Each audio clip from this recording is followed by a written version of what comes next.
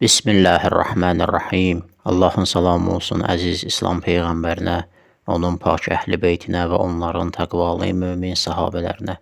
Sübhün hədisi silsiləsindən 32-ci hədis. İmam Ali əleyhissalam buyurur ki, "Ləv səkətəl cahilu məxtələfən nəsu." Əgər cahil sussaydı, insanlar ixtilaf etməzdilər. Biharul Ənvar kitabı, cild 78, səhifə 81, Müəssisətul Vəfa tərəfindən çap edilən nüsxə. İmam Ali əleyhissalam çox gözəl bir nöqtəyə işarə eləyir. Bildirir ki, insanlar arasında ixtilafın səbəbi cahillərdir.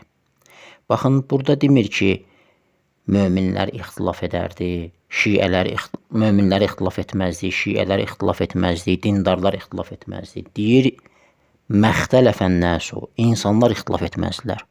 Deməli, hər təbəqənin cahili var. Misal üçün, dindarların arasında savadlı dindarlar ola bilərlər, ruhanilər, tələbələr, ilahiyyatçılar. Allah hamısını hifz eləsin, düz yoldan ayırmasın. Bunların arasında bir cahil nə gəldi danışır. Və digər insanlar həmin o alimləri, o ilahiyyatçıları qoyurlar, o cahilə məsələn qulaq asırlar, insanlar arasında ixtilaf düşür.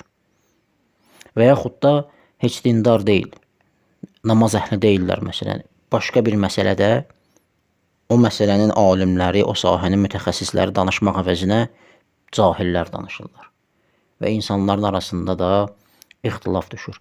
Cahil sussa, alim danışır. Yəni, cahil də sussa, alim də sussa, zaten heç kəs danışmır. Burada ixtilaf ola bilməz. Çünki mövzu yoxdur, danışan yoxdur. Alimlər danışanda bilirlər. Orada da ixtilaf ola bilməz. Hamısı bir söz deyəcək. O məsələdə ki, rəy birdir, hamısı bir söz deyəcək. Hətta arada alimlərin arasında ixtilaf olsa belə, onların biri həqiqətdə düzdür. Digərləri isə yanlış mövqeyə deyirlər. Həqiqətdə biri düz deyir, çünki həqiqət birdir. Yenə də ona nisbətdə digərləri həmin məsələyə cahildir. Baxmayaraq ki, başqa məsələlərdə alim ola bilərlər. Deməli, yenə ixtilaf düşür. Amma cahil sussa, elmsiz adam danışmasa sussa, alimlər danışsa, insanların arasında ixtilaf olmaz. Misal üçün, 5-6 nəfər bir məclisə yığılır, biri mühəndisdir, biri ədəbiyyat adamıdır, şairdir məsələn, biri cərrahdır, biri ilahiyyatçıdır, biri maşın ustasıdır, biri də heç nə bilmir, cahilin biridir, heç birindən deyil. Mühəndislikdən söz düşəndə o cahil danışmayacaq. Niyə? Çünki heç nə bilmir.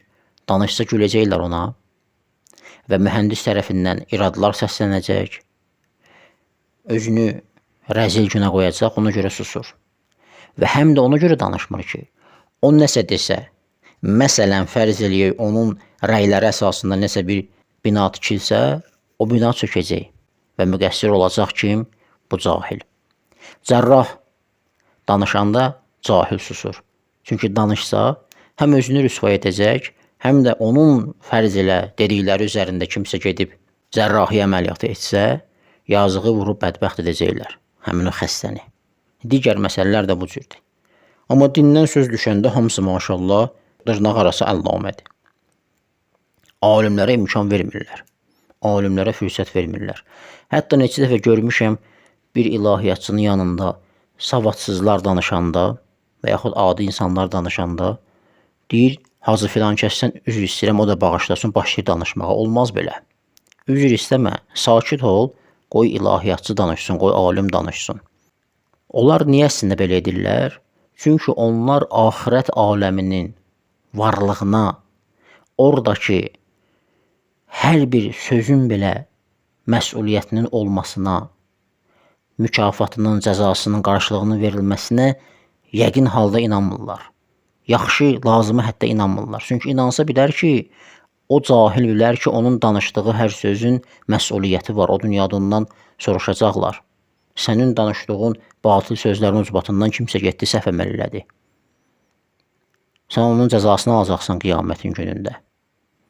Bu dünyada kimsə bədbəxt edirsən, səhv yola yönləndirirsən. Onun axirətini bərbad edirsən. Necə ki, o cərrahi əməliyyatla danışanda xəstəni bu dünyada bədbəxt edirsən, o dünyada da digər insanları pis vəziyyətdə qoyursan, həmçində özünü. Ona görə də cahilə düşən susmaqdır və gedib öyrənməkdir. Öyrənəndən sonra hər hansısa bir alimdən, bəli, düz öyrənsə, başa düşsə, həmin mətləbi istinad edərək filan hədisdə belədir, filan alim məsələn bu cür buyurub, bu cür insanlara sonra çatdırmaq olar. Vəlhamdülillahi Rabbil aləmin və sallallahu alə Muhammedin və alihi tahirin.